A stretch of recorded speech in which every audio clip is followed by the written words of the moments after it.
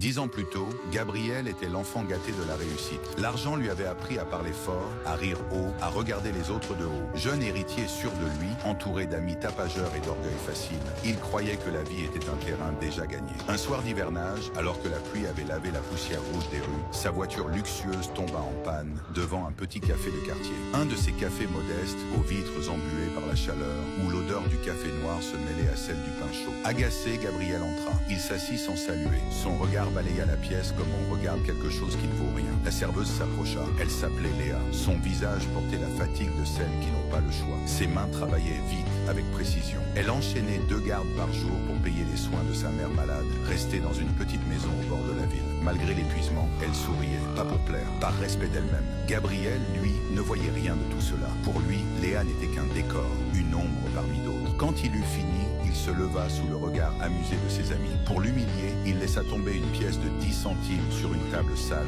couverte de miettes. « C'est tout ce que vaut ton service ?» Le café se figea. Même la pluie sembla s'arrêter. Léa s'approcha lentement. Elle ramassa la pièce sans trembler, puis elle releva la tête. Son sourire était calme, profond, digne.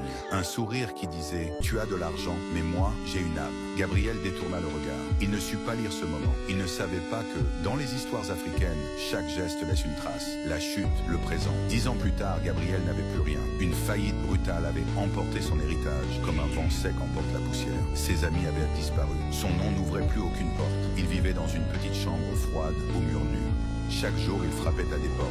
Et chaque jour, elles se refermaient. Son passé le suivait comme une ombre silencieuse. Un matin, une convocation arriva. Un poste de jardinier dans un immense domaine, à l'extérieur de la ville. Ce n'était pas un rêve, c'était sa dernière chance. La rencontre, le choc, annonce.